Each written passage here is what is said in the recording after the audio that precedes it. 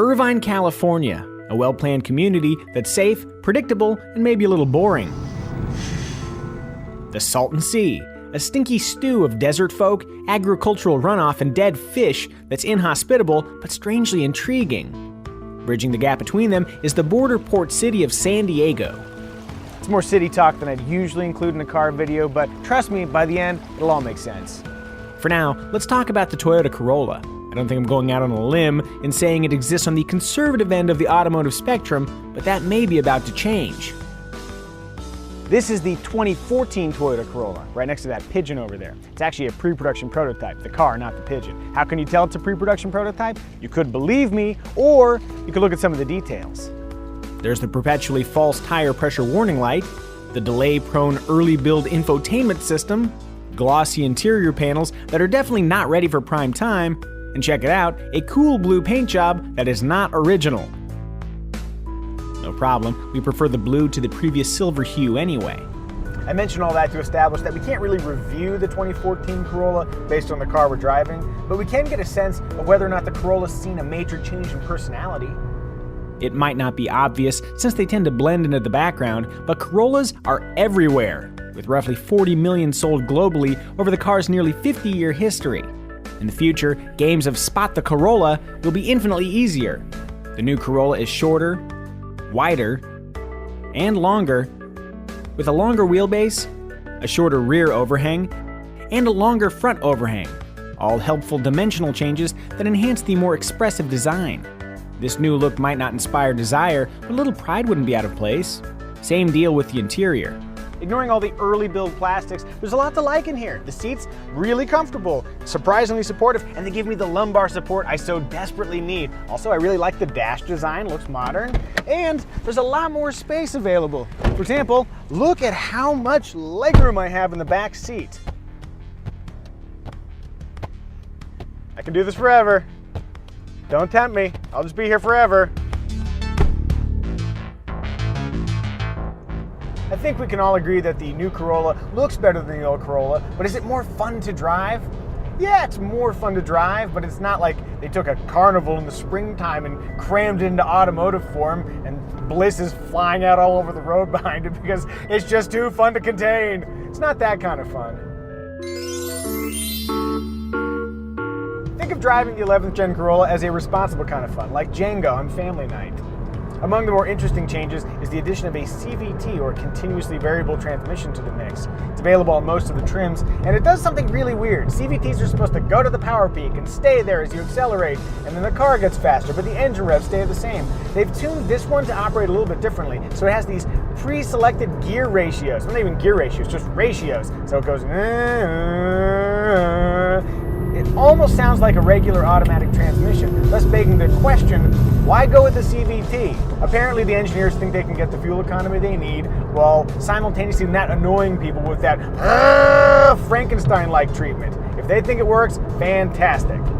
Keeping in mind that things could change by the time cars reach dealerships, the Corolla I'm driving wants to move around a little bit on the freeway, even though I'm not moving the steering wheel. When I do move the steering wheel, it feels like the steering wheel's moving through delicious maple syrup. If you push the sport button down here, that maple syrup magically becomes molasses. Tasty? But like most of the 40 million people who have bought Corollas before you, if you're interested in a Corolla, odds are blissful steering feel isn't a top priority. Probably is a priority, would be things like ride quality, interior noise, and fuel economy.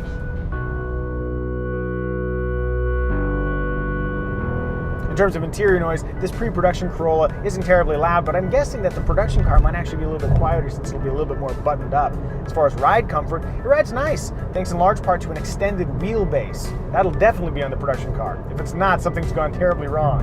Either way, I can definitely see commuting in the 2014 Corolla without complaint.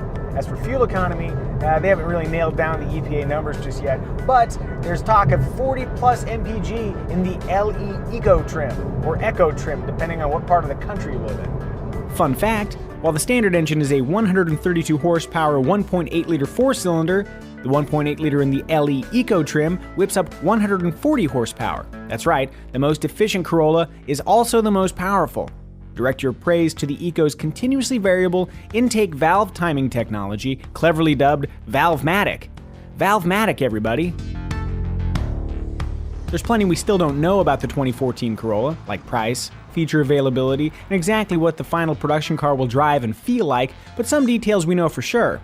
The CVT will get lots of attention, but a 6-speed manual transmission will be available on the sportiest S trim and the lowest L trim. Sadly, that base L trim is going to miss the CVT revolution, instead trudging along with a quaint, optional 4-speed automatic.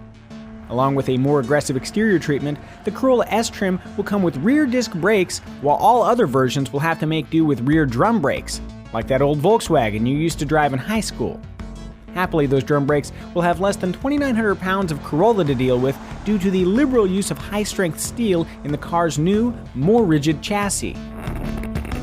In more good news, the standard equipment list includes power locks, windows and mirrors, 8 airbags, Bluetooth audio streaming / phone connectivity, and LED low beams, a weirdly high-end touch for a car forged in practicality. And if you're feeling decadent, heated front seats, push-button engine start, automatic climate control, and a touchscreen infotainment system with smartphone app integration will all be represented on the option sheet. Having completed an extended jaunt in a prototype 2014 Corolla, where do we think it fits best? Button-down Irvine, the lawless Salton Sea, or in San Diego, the perfect metaphorical midway point between repression and wild liberation? Actually, none of the above. The essence of the 11th generation Corolla seems more akin to somewhere between Irvine and San Diego. Let's say the vibe of San Clemente. Warm, inviting, not wildly edgy, but interesting enough for most tastes, and just a quick train ride from the sweet predictability of Irvine. Yeah, this isn't so bad. You see, there's a town and a car for nearly everyone. The wild ones among us still won't find a kindred spirit in the Corolla, but that's fine. The wild ones don't buy 40 million of anything. You know who buys 40 million cars? The masses. I'm guessing the masses are going to feel right at home in the 2014 Toyota Corolla.